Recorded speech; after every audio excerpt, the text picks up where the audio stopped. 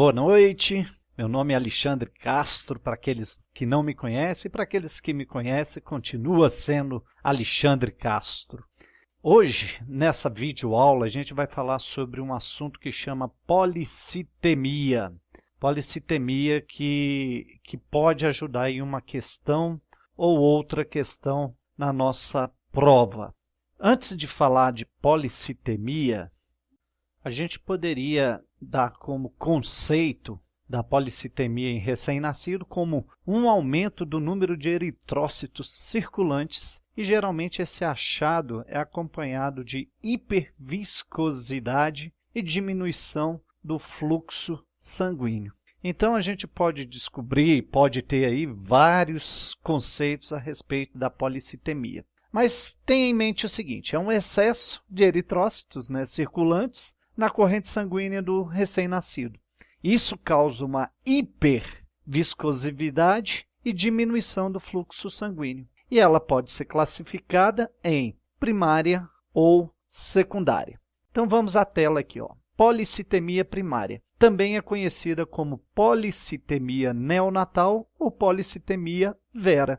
Acontece devido a alterações na produção de células sanguíneas pela medula. Já a policitemia secundária a gente pode dar como um resultado de outras doenças, como tumores renais, DPOC.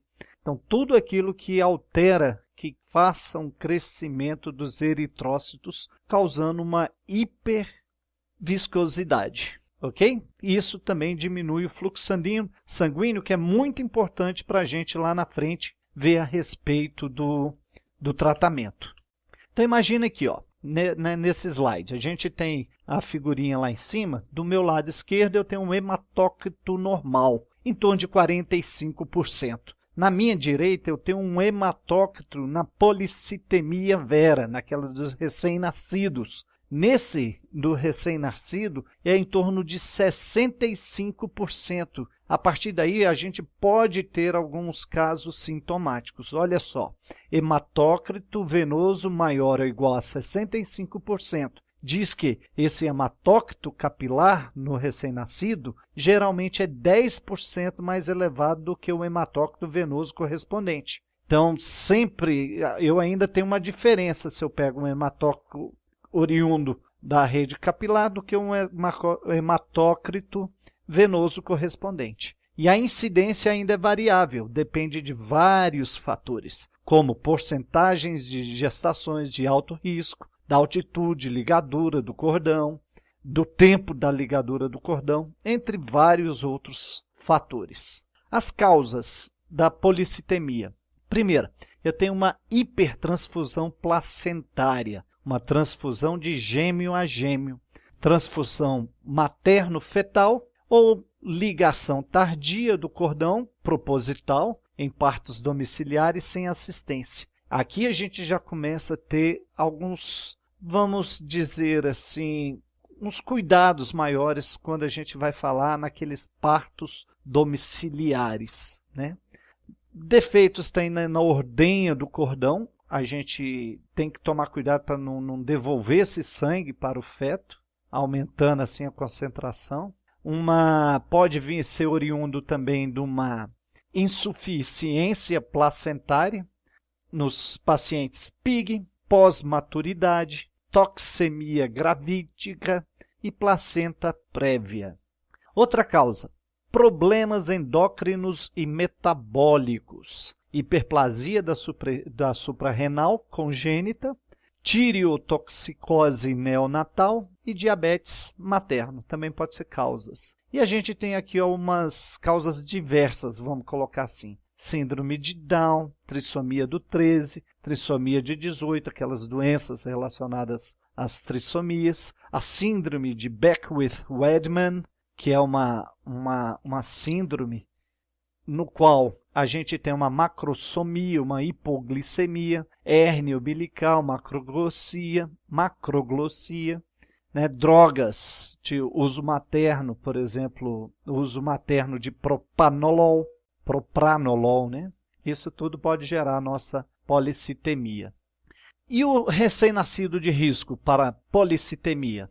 RN de diabéticas, retardo do crescimento intrauterino, transfusão gêmeo a gêmeo, o receptor tem um maior risco da policitemia, grande transfusão placentária, igual a gente já viu, retardo do ligamento do cordão, aumenta de 25 a 30% do volume do sanguíneo do recém-nascido. Síndrome de Beckwith-Wiedemann, que a gente já viu essas características aí, né? Hipoglicemia, hérnia umbilical, macrosomia. Bom, as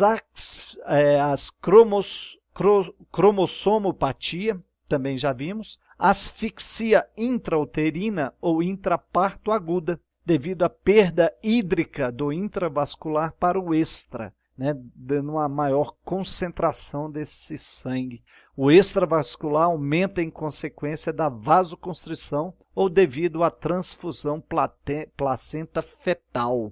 São que transformam o nosso RN, o nosso recém-nascido, né, o RN de risco. Sinais e sintomas da nossa policitemia relacionadas com a elevada viscosidade sanguínea, com um hematócrito de 60%, a viscosidade sanguínea é 4 vezes maior que um hematócrito de 14%.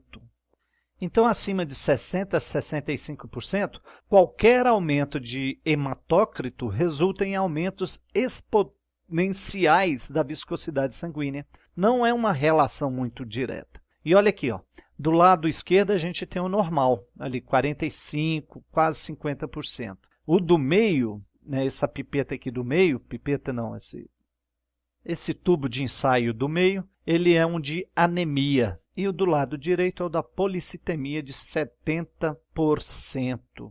O que é interessante é o seguinte, ó, na maioria dos recém-nascidos é assintomática a clínica. E quando sintomáticos podem apresentar pletora, que é aquele bebê todo vermelho, né? Acrocianose, insuficiência cardíaca, dificuldade respiratória, letargia, lembrem disso aqui, ó, letargia, irritabilidade, convulsão, hematúria, priapismo, tremores e icterícia. Em prova, né, principalmente para residência, tomar cuidado com hematúria e priapismo, essa irritabilidade. Então, isso tudo aí pode ter a ver com a nossa policitemia. Então, ele é isso aqui, ó, causa cianose, insuficiência cardíaca congestiva, agitação, irritabilidade, como é o bebezinho que a gente vê aí no slide, convulsões, apneia, desconforto respiratório, intolerância alimentar, regurgitação, vômitos ou aumento do aspirado gástrico várias horas após a alimentação, enterocolite necrosante, preste atenção nisso, insuficiência renal aguda. Essa insuficiência renal aguda é o que a gente viu lá, dando hematúria, por exemplo, né? Dando a hematúria. Geralmente eles apresentam também com uma maior frequência hipoglicemia de 12 a 40%, hipocalcemia, hiperbilirrubinemia e trombocitopenia. Lembrando aqui que quando ele nasce, são aqueles fatores de risco, a gente tem que ficar de olho nessa hipoglicemia, porque olha a porcentagem aqui, ó, de 12 a 40% vem a ter a nossa hipoglicemia. Então, a trombocitopenia é muito importante também, pode causar alguns problemas secundários. Ele ocorre aí 19 a 38,8%, advindo de hipóxias, entre outras causas. Então, assim que os níveis de hemoglobina retornam ao normal, nas primeiras semanas de vida, há um aumento recíproco na contagem de plaquetas. Né? Trombocitopenia, uma diminuição dessas plaquetas. No slide a gente viu aqui, ó, do nosso lado esquerdo é um normal, essas pequenininhas ali são as plaquetas. Já do lado direito a gente tem uma telazinha onde a gente tem uma insuficiência de plaquetas. É o que acontece, que pode acontecer na policitemia. Né? Policitemia, importante, muitos RNs são assintomáticos. e tem um débito cardíaco diminuído devido à elevada viscosidade. Muito, mas muito importante para a gente definir o nosso tratamento desses baixinhos aí. Então, tratamento. Quais são os objetivos? Tem o objetivo de reduzir o hematócrito e a viscosidade sanguínea, enquanto mantém o volume circulatório. O RN assintomático, hidratação adequada com alimentação precoce, monitorar glicemia e a evolução da icterícia, observação dos surgimentos de sinais e sintomas. Então, a primeira coisa a gente tem que reduzir o hematócrito e a viscosidade, porque não é ele que traz aqueles sintomas, não é ele que traz os problemas, essa viscosidade, então a gente tem que dar um jeito. E naqueles assintomáticos a gente tem que tomar cuidado e em não fazer um sobretratamento. A gente tem que um super tratamento, vamos dizer assim. A gente tem que pensar em hidratação adequada, coisa mínima, com alimentação precoce. Além de monitorar quem? A glicemia, que aparece em torno de 40% dos nossos pacientes. Então a terapia se baseia no seguinte: abordagem terapêutica. Abordagem terapêutica baseia-se em critério clínico e no hematócrito. Eu estou aqui no algoritmo, do lado esquerdo. Se eu tenho um hematócrito entre 65% e 70%, eu vou ter dois caminhos a seguir. Se eu tenho um RN sintomático, eu vou ter que fazer o hexassanguíneo transfusão, que é esse EST parcial. Ela está indicada. E a gente tem que diminuir o hematócrito para valores percentuais entre 50% e 55%. Então, veja que eu tenho um hematócrito de 65%, mas o paciente está sintomático, gente. Se ele está sintomático, eu tenho que diminuir essa viscosidade para que aqueles sintomas sumam. E se eu tenho um hematócrito de 65% e 70%, e o meu recém-nascido está assintomático. Então, o que é que a gente faz? Justamente naquele segundo parágrafo nosso ali, hidratação adequada com alimentação precoce. E digo mais, a hexassanguíneo transfusão está contraindicada. Está contraindicada. Tudo bem? E se o meu hematócrito, já no meu lado direito do meu algoritmo, se o meu hematócrito for maior que 70%, independentemente dos sintomas, eu tenho que fazer a minha hexossanguíneo transfusão, meu EST parcial. Como é que eu calculo isso aí? Volume de troca, ml, é igual volemia vezes hematócrito observado no meu paciente, menos hematócrito desejado sobre hematócrito observado, ok? Considera-se a volemia do recém-nascido como 90 a 100 ml quilo e o hematócrito desejado de 60% em torno. O acesso para a realização da EST parcial pode ser central ou periférico. Utiliza-se como solução de troca o soro fisiológico a 0,9%. Faz o controle de 8 e 24 horas após o procedimento. Avaliar outras alterações associadas através da coleta de cálcio, magnésio, glicemia e icterícia, a bilirrubina total. Sempre avaliando, tá certo? Então, assim, a gente tem como solução de troca o soro fisiológico, é aquilo que eu te falei. Pode ser central ou pode ser também periférico. Então, a policitemia, controlar o hematócrito de 6 horas após, e a gente até chegar no que a gente quer, no hematócrito desejado, de 50 a 55. Uma segunda hexossanguíneo transfusão parcial pode estar indicada.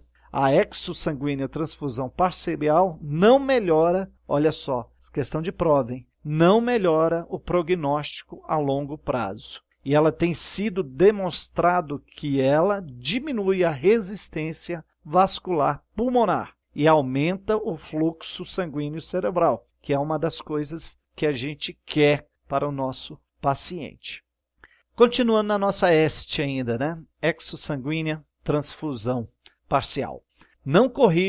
Ela não corrige anormalidades neurológicas no período neonatal, apesar de diminuir a resistência vascular pulmonar e aumentar o fluxo sanguíneo cerebral, mas ela não corrige anormalidades neurológicas no período ou no período neonatal. E não previne também disfunção neurológica a longo prazo, como a gente já tinha visto no slide anterior. Mesmo assim, tem sido considerado o tratamento padrão de policitemia para os RN sintomáticos, com hematócrito superior a 65% e superior a 70% para os assintomáticos. Lembrando, nosso algoritmo lá que a gente tinha quem? Hematócrito entre 65% e 70%. Aí, para aqueles RN sintomáticos, eu fazia a EST parcial. Já nos assintomáticos, eu não faço nada. Inclusive, está contraindicada a EST. Já com os pacientes acima de 70%, independente do sintoma, eu vou fazer sim a EST parcial. Então, a gente tem alguns tratamentos como a flebotomia, plasma retirado de um doador adulto, né? A gente tinha esses tratamentos. Olha só o que a gente fala nesse slide. Flebotomia não está indicada, agrava o débito cardíaco, que já está diminuindo, como a gente viu lá no início. O plasma retirado de um doador adulto possui viscosidades mais elevadas do que o RN, e o seu uso pode resultar em um aumento da viscosidade. E é tudo que a gente não quer, né? O que poderia, por sua vez, afetar a própria viscosidade sanguínea do RN. E os RN assintomáticos com hematócrito 70%, infusão de fluidos, que a gente faz. Prognóstico. Prognóstico depende muito da causa primária da policitemia e o retardo do crescimento intrauterino.